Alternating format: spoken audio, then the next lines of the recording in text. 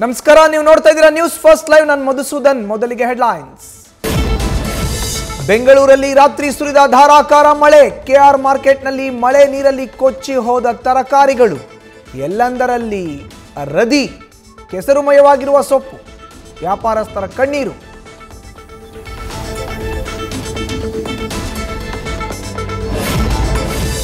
ಬೆಂಗಳೂರಿನ ಗುಟ್ಟಹಳ್ಳಿಯ ಪಿಯೋನಿಯರ್ ರೆಸಿಡೆನ್ಸಿಗೂ ವರುಣನ ಎಫೆಕ್ಟ್.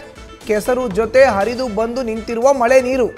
ಮತ್ತೊಂದೆಡೆ ಹೊಸ ರೋಡ್ ಸಾಯಿ ಶ್ರೀ ಲೇಔಟ್ನಲ್ಲಿ ಆಟೋ ಚಕ್ರ ಗುಂಡಿಗೆ ಸಿಲುಕಿ ಪರದಾಟ.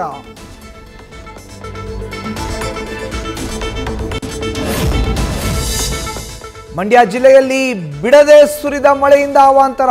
ಭತ್ತ, ತೆಂಗು, ಕಬ್ಬು ಸೇರಿ ಬೆಳೆಗಳೆಲ್ಲ ನೀರು ಪಾಲು. ತುಂಬಿ ಹರಿತಾ ಇರೋ ಹಳ್ಳ ಕೊಳ್ಳಗಳು.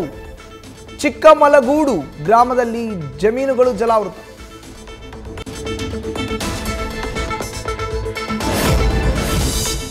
ಭೀಮಾ ನದಿ ಪ್ರವಾಹದಲ್ಲಿ ಕೊಚ್ಚಿ ಹೋದ ರೈತರ ಬದುಕು. ಕಲಬುರಗಿಯಲ್ಲಿ ಪೈಪ್ ಸಮೇತ ಲಕ್ಷ ಮೌಲ್ಯದ ಪಂಪ್ಸೆಟ್ಗಳು ಜಲ ಸಮಾಧಿ. ಕೂಡಲೇ ಪರಿಹಾರ ಕೊಡಬೇಕು ಅಂತ ಅನ್ನದಾತರ ಆಗ್ರಹ.